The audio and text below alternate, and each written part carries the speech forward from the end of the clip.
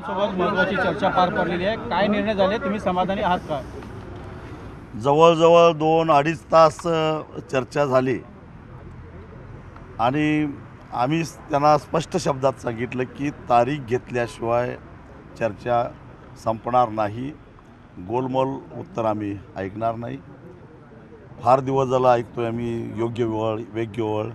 आम्ही या अटीवरच चर्चेला आलेलो होतो की आज आम्हाला तारीख मिळेल आणि आज तारीख सांगितली जाईल असं आम्हाला सांगितलं गेलं काल. म्हणून आम्ही तिथून नागपूरवरून उठून आज चर्चेला आलो आणि आज त्याने आम्हाला 30 जूनच्या आत आम्ही हा निर्णय घेत आहोत असं सांगितलं.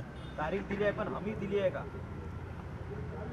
2 उपमुख्यमंत्री आणि मुख्यमंत्र्यांनी ही तारीख दिलेली आहे आणि त्यांना आम्ही सांगितलं की आज महाराष्ट्रामध्ये आंदोलनाची जी तीव्रता आहे तुम्ही बघताय.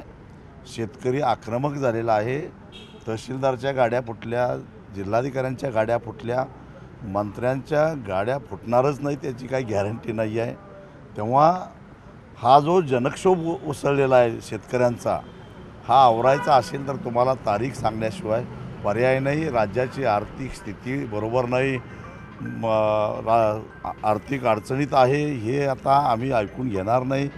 बाकी मोठे खर्चिक प्रकल्प पाहिजे तर बाजूला ठेवा, परंतु आज मरणाच्या दिशेनं जाणाऱ्या बळीराजाला वाचवणं हे सगळ्यात मोठं प्रायोरिटीचं काम सरकारपुढं असलं पाहिजे.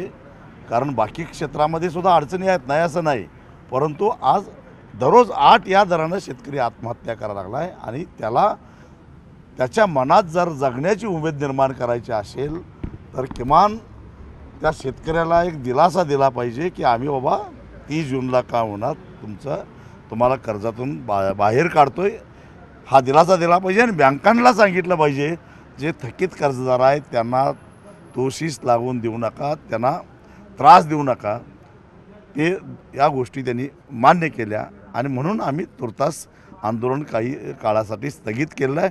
पण यात काही प्रगती होत नाही किंवा सरकारनं फक्त वेळ मारून नेण्यासाठी तारीख घेतली असं ज्यावेळी लक्षात येईल त्यावेळी आत्ता झालं याच्यापेक्षाही उग्र आंदोलन होईल.